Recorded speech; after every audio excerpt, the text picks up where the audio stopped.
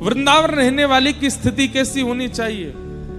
कोई नहीं रहता आज की डेट में ऐसे, लेकिन सुन लो, भ्रातः तिष्ठ टले टले विटपिनाम ग्रामेषु भिक्षामटः। वृंदावन में तो भिक्षा मांग करके रहना चाहिए, वृंदावन में स्वयं बना करके नहीं पाना है। अरे जहां पे यशोदा मैया नयो नयो भोजन पकवान बनावे लेकिन लाला बो ना पावे तो कहा करे, गोपीन के द्वार जावे और गोपीन के यहां जाकर के उनकी भरी सामग्री इनको मांग मांग के पाले, ना तो चुरा के पाले। जा वृंदावन में ठाकुर जी ने गोपीन से मांग के पायो, वह वृंदावन में हम कैसे स्वयं बना के रहे में? ब्रजवासी के लिए नहीं है जे बात, ब्रजवासी तो बनावेंगे ही, लेकिन जो वृंदावन वास कर रहे हैं, जन्म कहीं और का है, उनके लिए तो ये नियम है। बंधुओं, कम से कम वृंदावन वासी को, निवास करने वाले को अपने 3 काल की प्रसादी में से एक प्रसादी तो भिक्षायाटन करके पानी चाहिए। नियम बना ले, सुबह का बाल भोग घर बन जाएगा, दोपहर की प्रसादी घर बनेगी, पर रात्रि की प्रसादी तो ब्रजवासी के यहां से आवेगी। और सुनिए, बहुत दिन तक एक ही ब्रजवासी के यहाँ की प्रसादी नहीं होनी चाहिए, नहीं तो जान पहचान हो जाती है। सामने वाला व्यक्ति और बढ़िया बढ़िया बना के भेजने लगेगा, उसमें और बढ़िया घी डालेगा, उसमें और बढ़िया चटनी में साग बढ़िया सब व्यवस्थित करेगा। अपरिचितों के यहाँ से 5 दिन एक के यहाँ से पालियो, फिर कोई और ब्रजवासी के यहाँ ऐसे ही पहुंच गए, हाथ जोड़ के बोले आप 5 दिन तक हमको भिक्षा प्रदान कर देंगे संध्या में? हाँ कर दे तो अच्छी बात, मना करे तो चरण पकड़ लो, नेक देख लो, 5 दिन की तो बात है, बस 2 रोटी नेक साग दे दे करियो, और फिर वो देवे उससे ले लीजिए, उसको कुछ सेवा दे दीजिएगा। और कोई सेवा देवे की नहीं हो तो बात कह दो, भैया तुम्हारे घर में सेवा, इतना दीन तो घर कोई बनेगा नहीं, बस मैं बोल दे रहा हूं। सेवा देवे की स्थिति नहीं हो तो बाकी घर में हो कि भैया हमने एक झाड़ू पोछाई कर देंगे, तुम्हारे बर्तन मांज देंगे, सब्जी वब्जी काट देंगे, कोई सेवा हो तो घर की बताए, तो बस एक समय की प्रसादी आप अपने यहाँ की। आप विश्वास नहीं मानेंगे, वृंदावन निवास का यही रूप है, यही स्वरूप है। भ्रातः तिष्ठ टले टले विटपिनाम ग्रामेषु भिक्षामटः स्वच्छंदम पिबयामुनम जलमलम। श्री यमुना जी को जलपान करो। चीराणि कंथाम कुरु, बहुत व्यवस्थित वस्त्र पहन करके रहने की आवश्यकता नहीं वृंदावन में। अत्यंत दीनता आपकी प्रकट होनी चाहिए स्वरूप में। बहुत लटके झटके और महाराज तामझाम पहन करके नहीं रहना चाहिए। सामान्य वस्त्र पहनो, हमारी तरह बिल्कुल श्वेत पहन लो, और ज्यादा हो, इनको भी ज्यादा कलफ प्रेस नहीं, बिल्कुल वैसे दीन बन के रहो। श्री कुंभन दास जी महाराज, उनके घर में कोई ऐसी विशिष्ट व्यवस्था नहीं है, कोई ऐसी विशेष व्यवस्था नहीं है जिससे कि वो अपना श्रृंगार उचित कर सके। एक कठौते में जल भरते हैं, उसमें छाया देख करके अपना तिलक स्वरूप करते हैं कुंभन दास जी।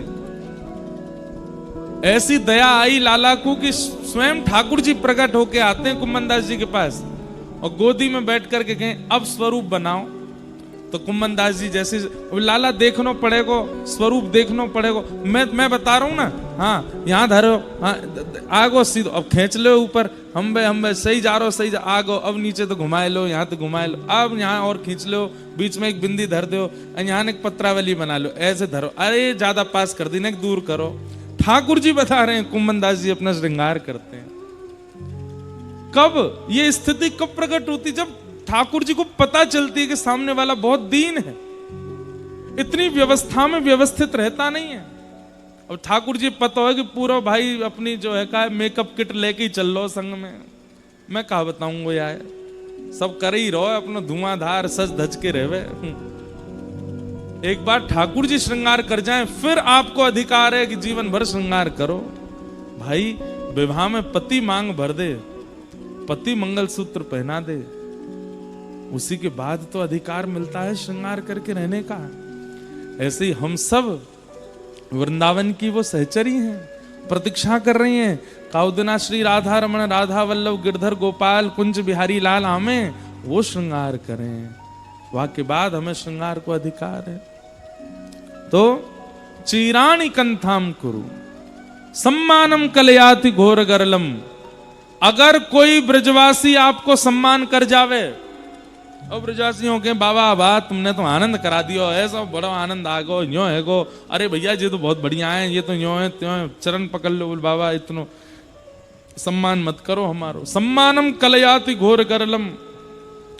वृंदावन में सम्मान अच्छा नहीं। और नीचप्पमानम शुदा। अगर कोई ब्रजवासी गारी दे जाए तो समझ जाओ कि वाह ठाकुर जी रीझ गए मुंहते, लाला राजी है गो तभी गारी पड़ रही है मुंह में। नीचप्पमानम शुधा श्री राधा मुरली रवो व्रज सखे वृंदावनम मात्यज। वृंदावन में तो जिस प्रकार की पद्धति वृंदावन निवास की है वैसे ही भोरी सखी रहती हैं वृंदावन में। आप सेवा कुंज में निवास करने लगे, अब वो तो छूट गया किराए का जो मकान था, और वहां याचना नहीं करते हैं भोजन की। पता है क्या पाते हैं?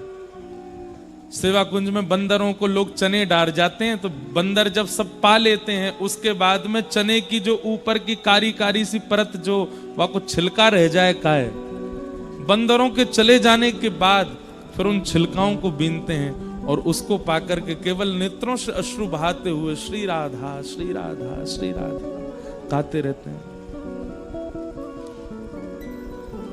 देखत देखत दिन सब बीते, देखत देखत दिन सब बीते, तुम अटूट अनुराग की दाता, तुम अटूट अनुराग की दाता, हम अजहूरी ते के रीते, हम अजहूरी ते के रीते, देखत देखत दिन सब बीते।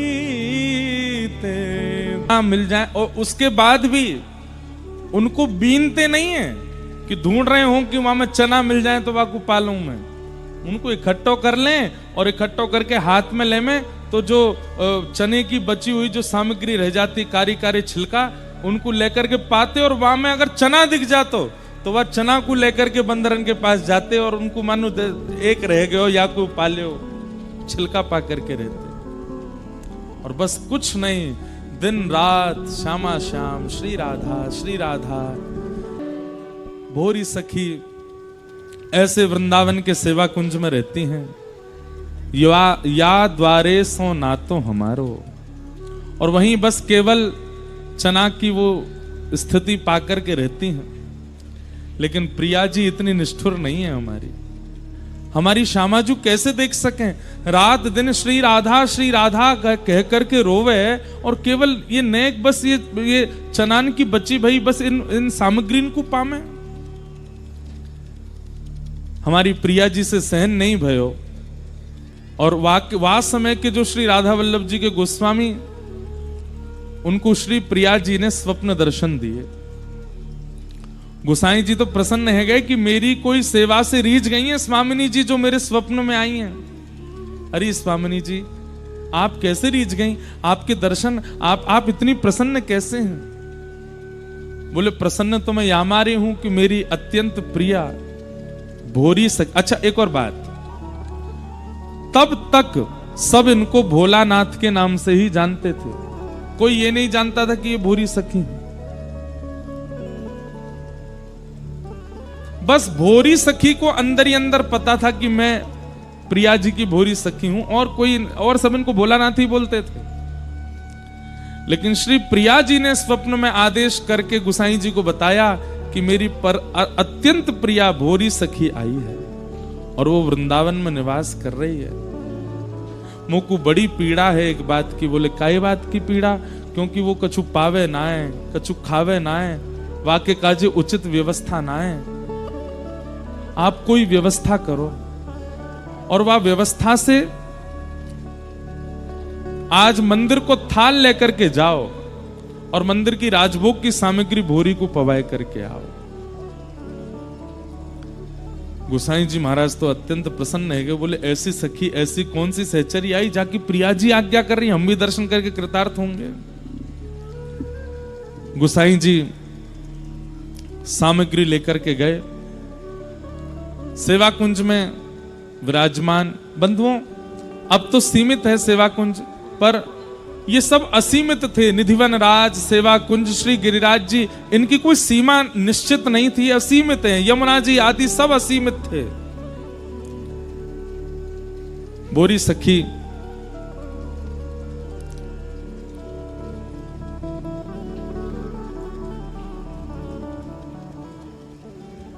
गोसाई जी आए, सामग्री लेकर के जैसे ही पधारे,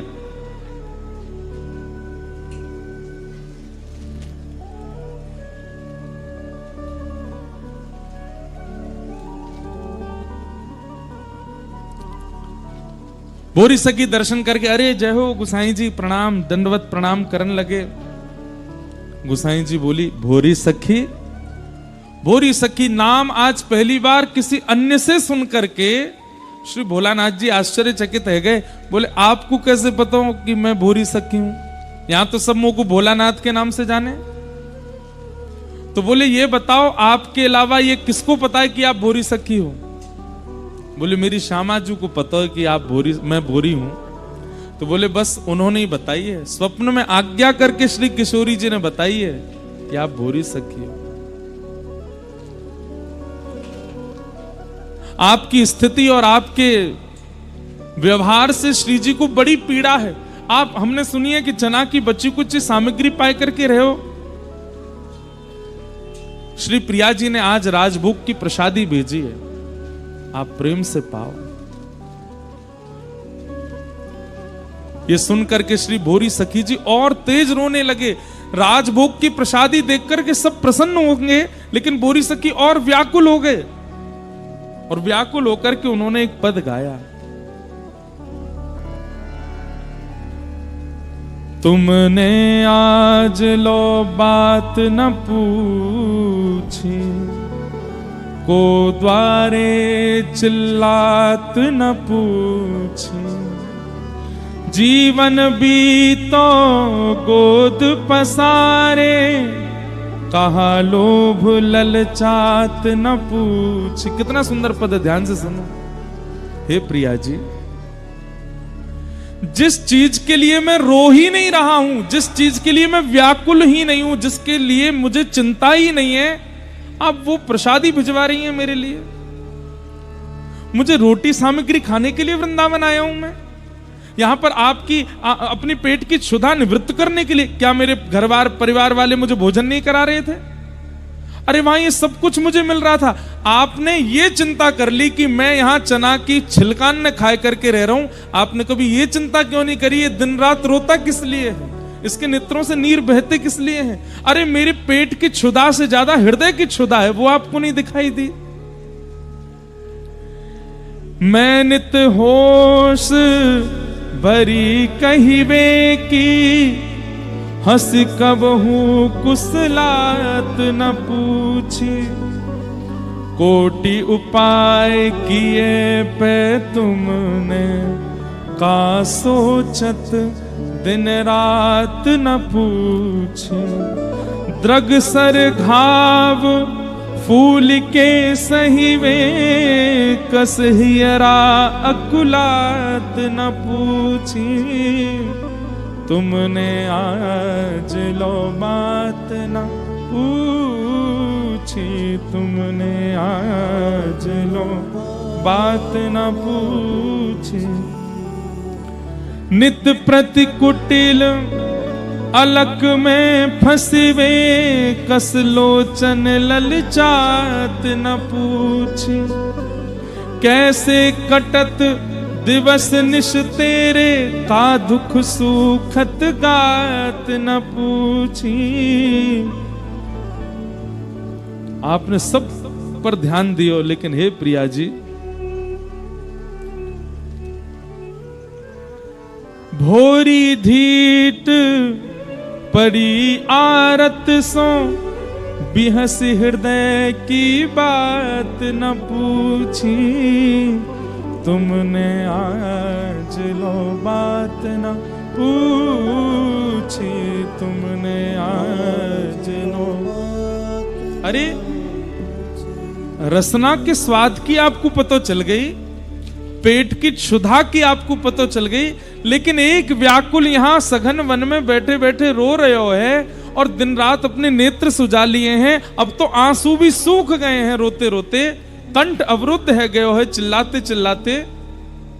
कभी मेरी हृदय की स्थिति नहीं पूछी, मेरे आंसू क्यों प्रकट होते हैं, दिन रात में मैं सोता नहीं हूं, मुझे नींद क्यों नहीं आती, कभी ये नहीं पूछा किशोरी जी। जो उम्मीद लगा करके मैं यहां आया हूं वृंदावन, आपने वो नहीं पूछा। आज राजभोग भेज दिया मेरे लिए, मेरे भूख की चिंता हो गई, मेरे हृदय की चिंता नहीं हुई आपको। आज तो ये स्थिति देख करके गुसाई जी भी स्तब्ध हो गए, ये कैसा भक्त है। हे गुसाई जी प्रसाद लायो ना, लाओ दो, जितनी मेरी अंजलि में आ जाए उतना दे दी हूं, थोड़ी प्रसादी लेकर के। और बोले बस मैं पालूंगा, बाकी सारी थाल श्री यमुना जी में प्रवाहित कर दियो। और बोले अब तो मुझको ऐसा लगे ये चनान की बची भाई जो छिलका में पायो कर, तो ये भी खानो मुझको बंद करना पड़ेगा, तब आपको पता चलेगी कि मेरे हृदय की व्यथा कैसी है।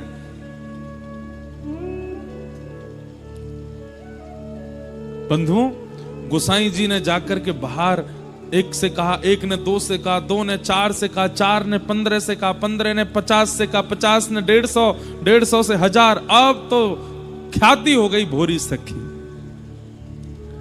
इतनी ख्याति हो गई कि लोग बाग दूर से बैठ कर के बस सुनते रहते, उनकी ओर देखते रहते। श्री प्रिया जी को पुकारने वाली ऐसी कैसी सखी है ये।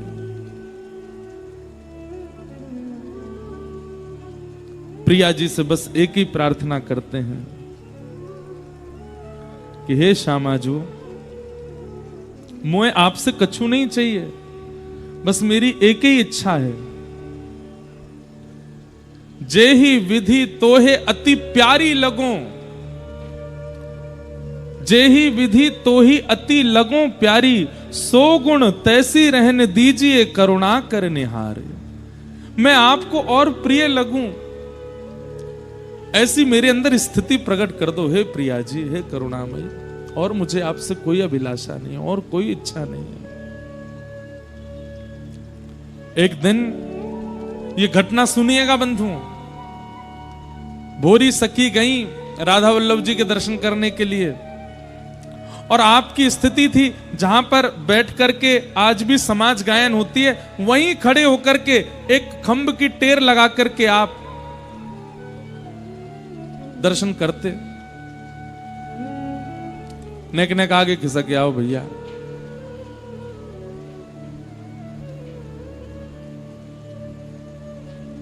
आज भी वर्षा है रही है का? है? हमको क्या, हम तो चले जाएंगे अब। नेक देर की कथा और है, बस भीगते नहीं हो। तो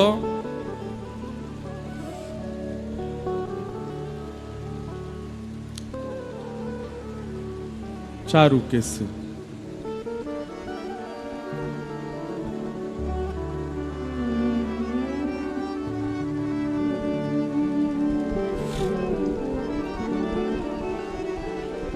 बैठ जाओ, तभी सुनाएंगे, विराज जाओ सब लोग।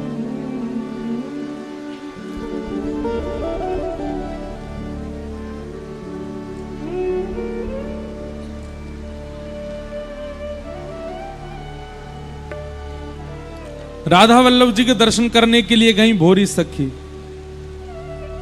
और उस दिन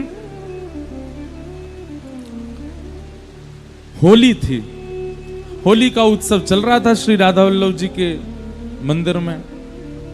आज भी आप लोग अनुभव दर्शन करते हैं कि हमारे सब गोस्वामी जन बड़ी बड़ी पिचकारी ले में और तेसू के फूल केसर की जो सुंदर कींच बने वाकू लेमे पिचकारी में और भर के महाराज एक दूसरे पे सब राधा वल्लभ जी के गरो गृहसी सबन पे पिचकारी चला में।